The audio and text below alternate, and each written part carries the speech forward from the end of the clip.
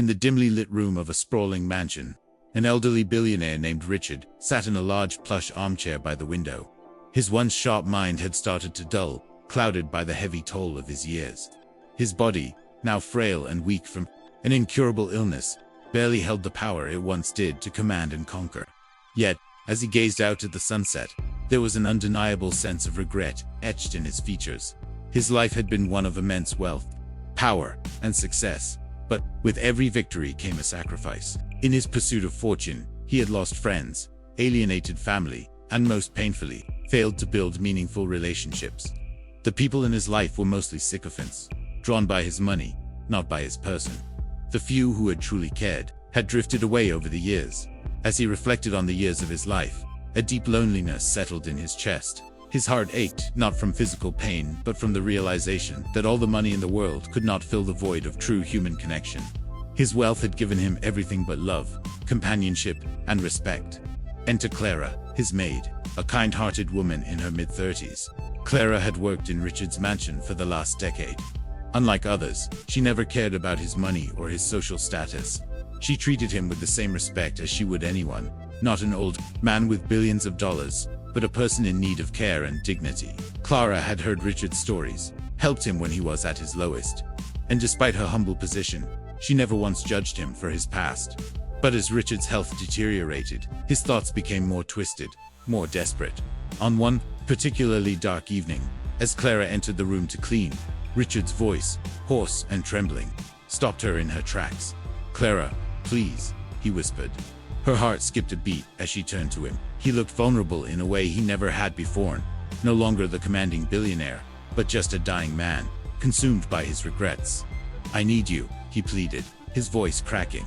"I need to feel something, anything, before I die. You've been the only one who's treated me like a human. Please help me." Clara felt her stomach churn. She had been through so much in her life, but nothing could have prepared her for this. She had always known Richard was lonely, but this was desperation. His request was deeply uncomfortable, and for a moment, she just stood there, frozen. But as she looked into his eyes, she saw something unexpected. Not entitlement, not arrogance, but vulnerability. A man who had everything, and yet, had nothing. It was in that moment that Clara understood something Richard didn't. His entire life had been driven by power. But now, in his final days, he was yearning for something far greater than wealth. He was yearning for human connection, the one thing he could never buy. Clara took a deep breath. Her mind raced, torn between her own feelings of discomfort and the empathy that swelled within her.